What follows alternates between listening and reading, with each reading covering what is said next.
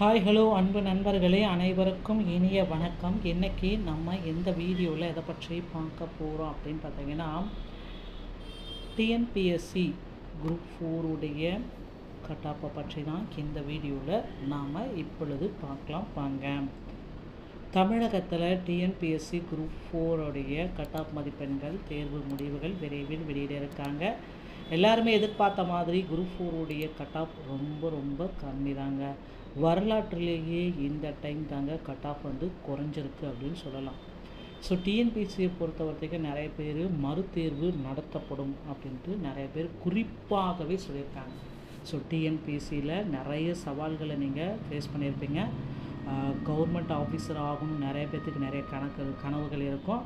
இந்த அஃபிஷியலான ஆன்சர் கீஸை பார்த்த பின்னாடி பார்த்திங்கன்னா நிறைய பேர் நான் டிஎன்பிஎஸ்சி படிக்கிறதே நிறுத்திடுறேன், நான் டிஎன்பிஎஸ்சியை குவைட் பண்ணிடுறேன் அப்படின்ட்டு எல்லாமே நிறைய பேர் சொல்லிகிட்ருக்காங்க.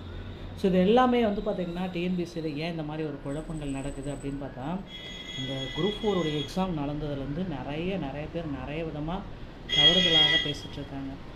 ஸோ நிச்சயமாக டிஎன்பிஎஸ்சியுடைய கட் ஆஃப் அனாலிசிஸ் அப்படின்னு நம்ம பார்க்குறப்ப அதிகபட்ச மாணவர்கள் வெறும் 130க்கு கீழே தாங்க இருக்காங்க. தவிர எங்கள் கோச்சிங் சென்டரில் படித்தவங்க 180க்கு மேலே இருக்காங்க அப்படின்னு நம்மளால் சொல்லவே முடியாதுங்க.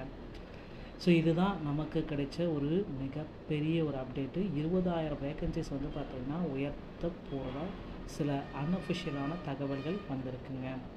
எல்லாமே பார்த்திங்கன்னா டிஎன்பிஎஸ்சி சார்பாக நமக்கு அன்அஃபிஷியலான தகவல்கள் எல்லாமே தினசரி வந்துகிட்டே தாங்க இருக்குது. ஸோ டிஎன்பிஎஸ்சியில் நமக்கு ஒரு மிகப்பெரிய அஃபிஷியல் தகவல் அப்படின்னு பார்த்திங்கன்னா ரிசல்ட்டை அக்டோபர் மாதத்தில் வெளியிட்டுருவோம் அப்படின்றத தெளிவாக குறிப்பிட்டு சொல்லிட்டாங்க. ஸோ குரூப் 4 உடைய வேக்கன்சிஸ் பார்த்திங்கன்னா இன்க்ரீஸ் பண்ணுறதுக்கு நிறைய வாய்ப்புகள் இருக்குது. ஆனால் மறுதேர்வு நடத்துவதற்கு வாய்ப்புகள் இல்லை. ஏன்னா போராட்டம் ஒரு கட்டம் பண்ணுறான் அப்படின்னு சொல்கிறாங்க, தேர்வை ரத்து செய்யணும் அப்படின்ட்டு இன்னொரு கட்டம் பேர் சொல்கிறாங்க. இது எதுவுமே நடப்பதற்கு வாய்ப்புகள் மிக மிக மிக மிக குறைவு அப்படின்றத நம்ம சொல்லலாம். ஸோ டிஎன்பிஎஸ்சியில் இந்த தகவல்கள் அனைத்துமே தற்சமயம் நமக்கு கிடைக்கப்பட்டிருக்கு.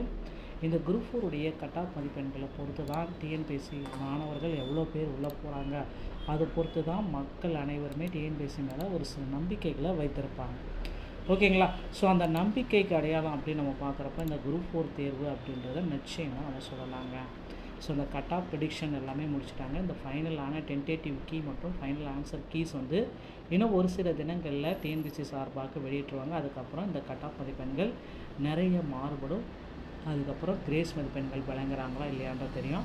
பிறகு ரிசல்ட்டை பப்ளிஷ் பண்ணிடுவாங்க. ரிசல்ட்டை பப்ளிஷ் பண்ண உடனே பார்த்திங்கன்னா உங்களுக்கு கவுன்சிலிங்க்கு கூப்பிடுவாங்க. ஸோ டிஎன்பிஎஸ்சி குரூப் 4 உடைய அஃபிஷியலான கட் ஆஃப் மதிப்பெண்கள் என்னவாக இருக்கும்? பிசி ஜிடிக்கு பார்த்திங்கன்னா 31% இடஒதுக்கீடு.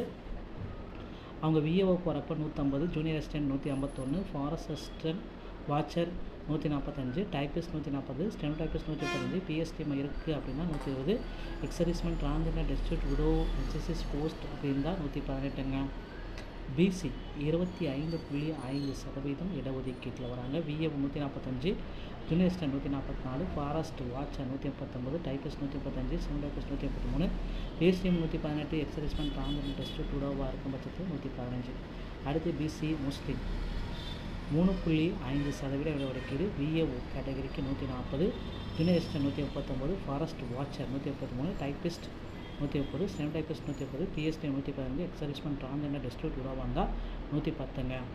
அடுத்து எம்பிசி மற்றும் டிஎன்சி 20% விஏஓ ஆகணும் அப்படின்னா 135, junior assistant 134, forest watcher 130, typist 124, steno typist 126, PST 110, ex servicemen transgender district widow வந்தால் 108ங்க. அடுத்து SC 18%, VAO 130, junior assistant 129, forest watcher 126, typist 120, steno typist 120, PST 107, ex servicemen transgender district வந்தால் 100. அடுத்து எஸ்சிஏ 3% இடஒதுக்கீடு. VAO 125, junior assistant 124, forest watcher 120, typist 116, steno typist 115, PST 105, ex servicemen transgender district வந்தால் 100. அடுத்து safe zone விஏஓக்கு 130, junior assistant 135, forest watcher 120, typist 130, steno typist 120, PSC 105, ex servicemen transgender district வந்தால் 100 மதிப்பெண்கள் இருந்தாலே safe zone உங்களுக்கு கிடைக்குங்க. ஸோ இந்த குரூப் 4 உடைய கட் ஆஃப் ப்ரிடிக்ஷன் வந்து பார்த்திங்கன்னா இதை பேஸ் பண்ணி தான் நகர்ந்து கொண்டு இருக்குது. விரைவில் வந்து அஃபிஷியலான ஆன்சர் கீஸ் வந்த உடனே, இது அஃபிஷியலான டென்டேட்டிவ் கீஸ் மற்றும் ஃபைனல் ஆன்சர் கீஸ் வந்த உடனே சில மதிப்பெண்கள் மாறும்.